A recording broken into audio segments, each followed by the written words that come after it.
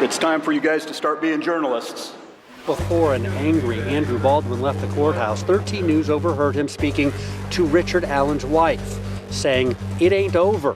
The world's watching. The world sees what's going on."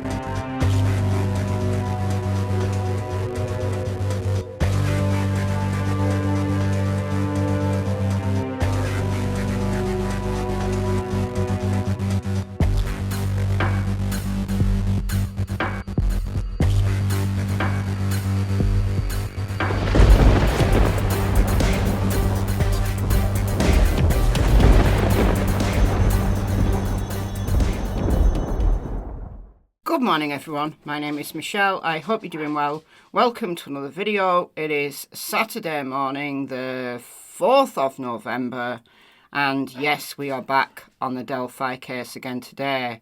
Actually, I said I was having a day off the Delphi case yesterday, but then I ended up watching a whole bunch of stuff about the Delphi case, and of course there was that interesting document that came out that I did a short video about last night with Judge Frances Gull needing to get her own attorney, to answer the writ that's been sent to the Supreme Court of Indiana.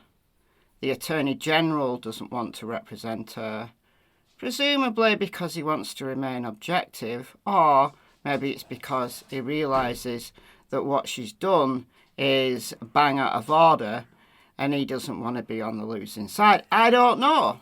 We'll have to wait and see. But she's requested an extension of essentially a week, 5 business days. So wait to see what the Supreme Court of Indiana says. But I can't see that they won't grant her that short extension to get all her ducks in a row. Anyway, I'm going to talk about, today, what is good for the goose is good for the gander. So I don't know whether that term is universal, something that we say here in the north of England, but what it basically means is if it's good for one person, then it's good for another person. So we're going to talk about 2 things. We're going to talk about first the leaking of information, then we're going to talk about the confession that Richard Allen made. Alright, and they're both linked by what is good for the goose is good for the gander. If you can hear a ruckus going on, it's downstairs, the dogs are play fighting. I don't know whether the mic's picking it up.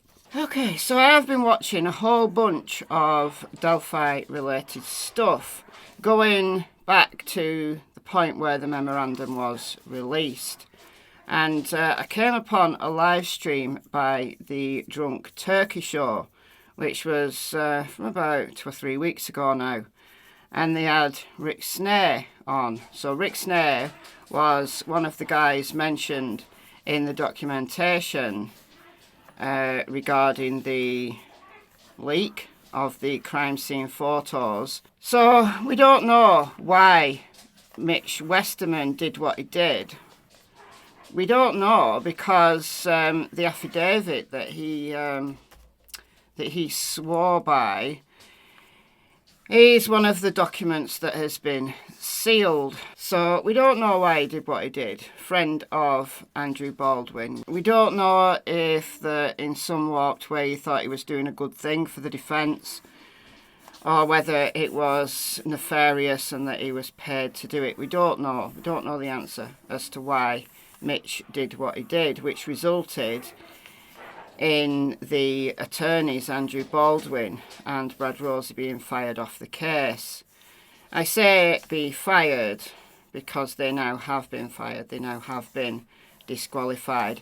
But we don't know why. We've heard what Brad Rosie has said, and we've also seen the bullet points written in the writ to the Supreme Court of Indiana. But we don't know what was said because we don't have the transcript, we don't have the audio recording of what happened in chambers, and it should have been due process and all that I keep banging on about, it should have been all in the public. It should have been a public hearing. And then we would have known whether there's any justification at all for the defence being disqualified and Richard Allen's rights being violated. We don't know, right? We don't know the full scope of it. But if it's all around the leak of the crime scene photos that Attorney Baldwin had no knowledge of, yes, I know he should have been careful about ex-employees. I get all that. I do. I get all that. It was his mistake. I get all that. Is it enough, though, to disqualify him? And it's certainly not enough to disqualify Brad Rosie, because he had nothing to do with it. All right, so, but we know that there is now, in my opinion, a campaign to slur the defence, and there's more and more people now saying this was a serious breach, this was a serious breach, they had to go.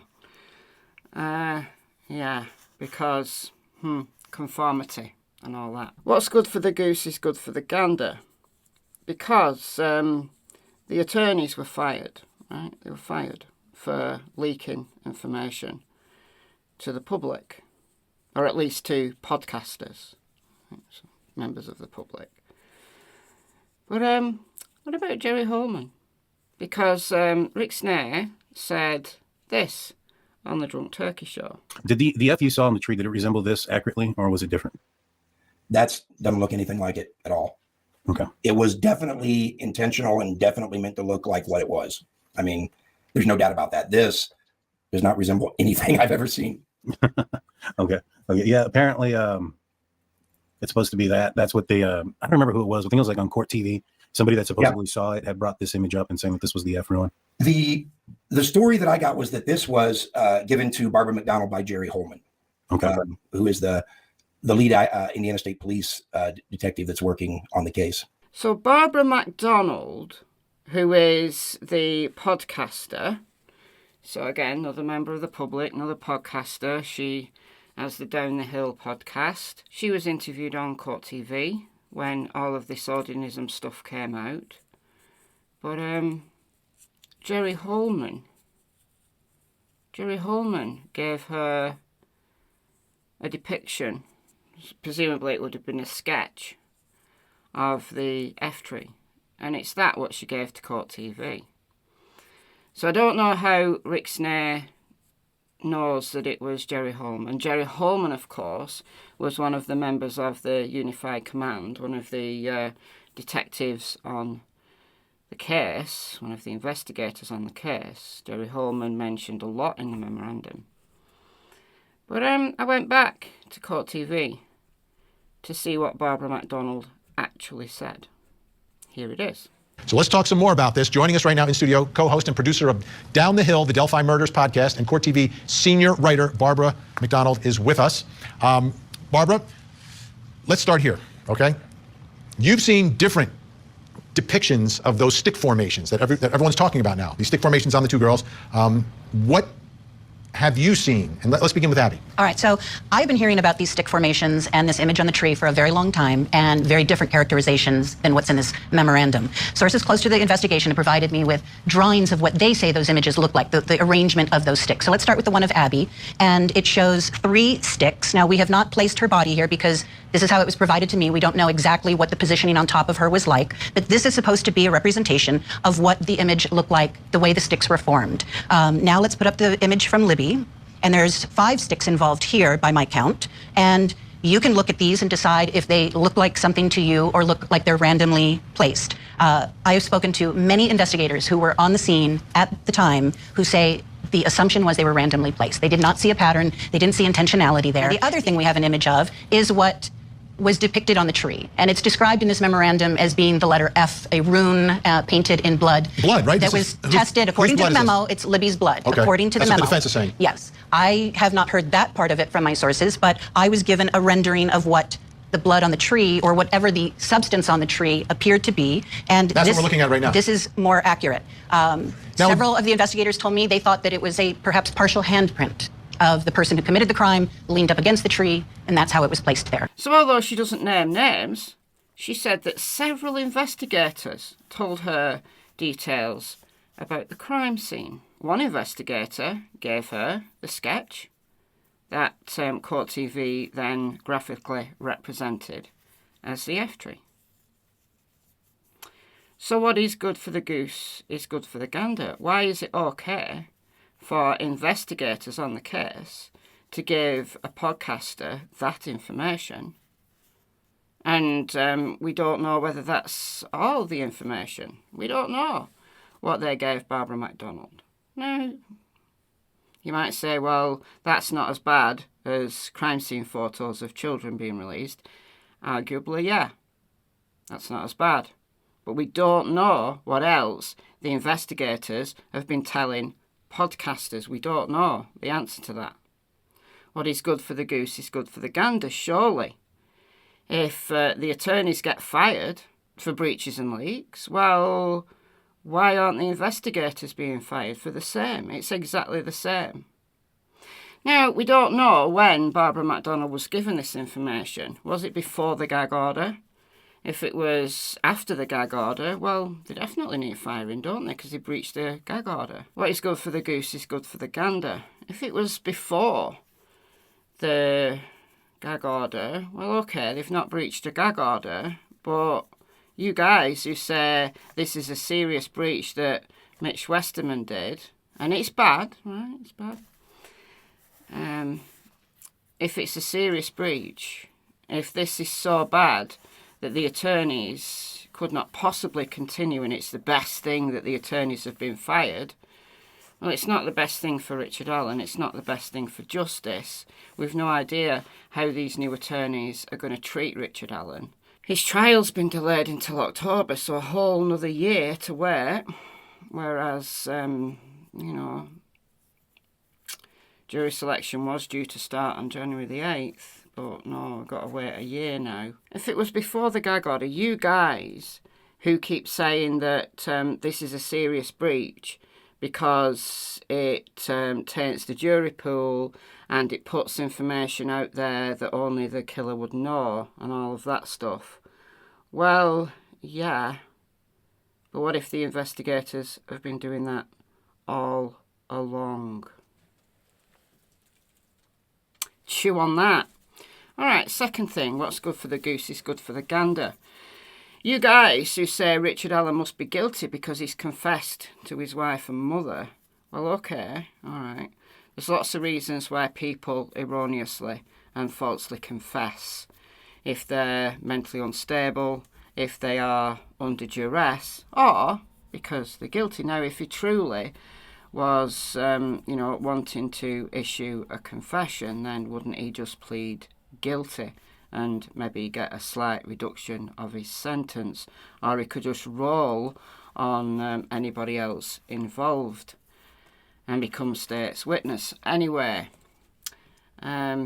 what's good for the goose is good for the gander. If you think that Richard is guilty because of that confession, well, okay, but what about Elvis Fields? And I'll refer you back to the memorandum here. Remember that this memorandum was written not from the defence's warped mind and some strange concoction that they've come up with to try to muddy the waters and get Richard Allen off. No, they got this from the prosecution's own discovery.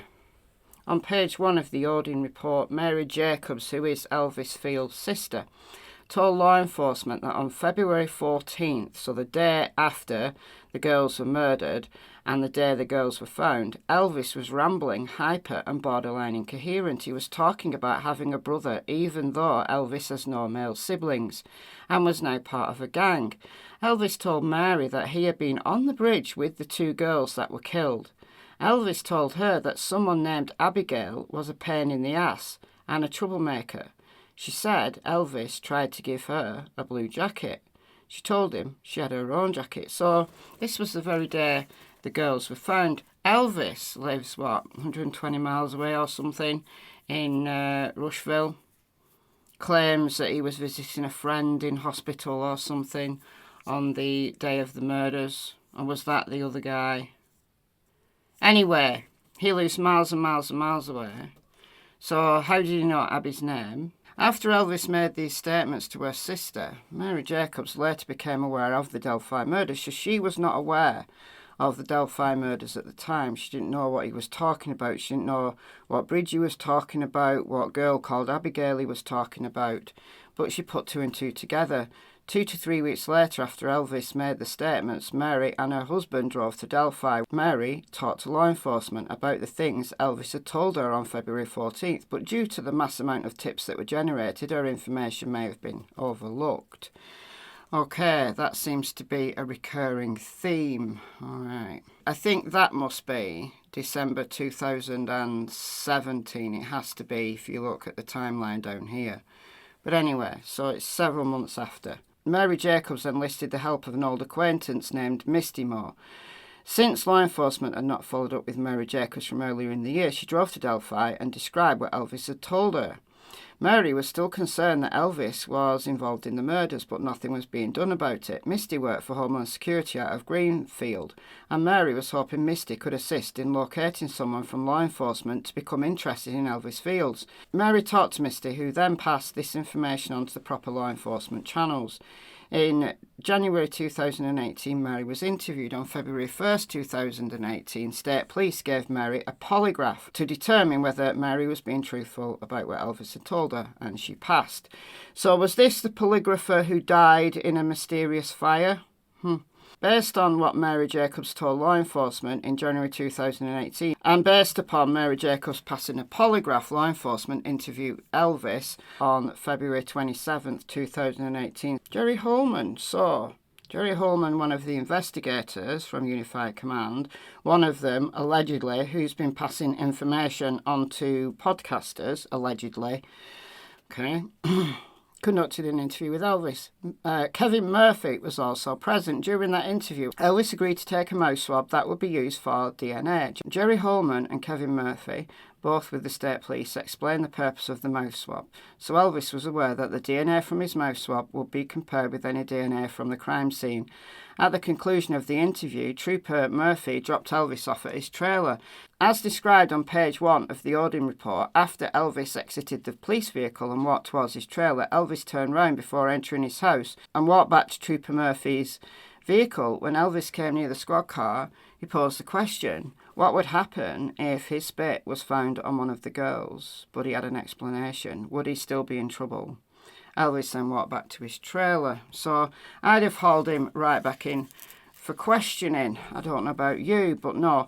Upon hearing that troubling but incriminating comment, Trooper Murphy immediately called Unified Command and communicated with Detective Jay Harper. What was done? Unfortunately, the spit comment made by Elvis to Murphy was not recorded, but Elvis did admit to a later interview that he somewhat remembered his comment concerning the spit. So that was in June 2018. Okay.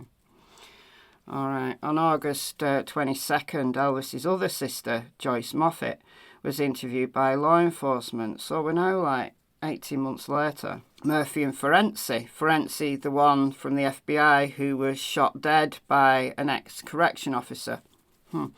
On 2 previous occasions, Joyce had denied that Elvis had made incriminating statements to her. However, on the 3rd interview, Joyce reluctantly recounted to Ferenczi and Murphy statements that Elvis had made to her in the fall of 2017. So he was living with her. And in the kitchen in October 2017, he said, I'm in a lot of trouble. I'm going away for a long time. I was on the trail and that bridge with those girls when they were murdered. There were 2 other people there with me when it happened. I spit on one of the girls. He was interviewed again, so he denied knowing Messer and these other lowlifes. He remembered being at home in Rushville on February 13th, 2017. So it's quite a remarkable feat for someone with Elvis's mental capacity to remember a specific day 492 days earlier. But yeah, so he said he was at home, but when Rod Abrams was interviewed, he said Elvis was with him at the hospital. So what is good for the goose is good for the gander, wouldn't you agree? If you think Richard Allen is guilty because of that confession, what about Elvis Fields? All right, guys, let me know what you think in the comments below, and I'll see you in the next video. Bye, folks.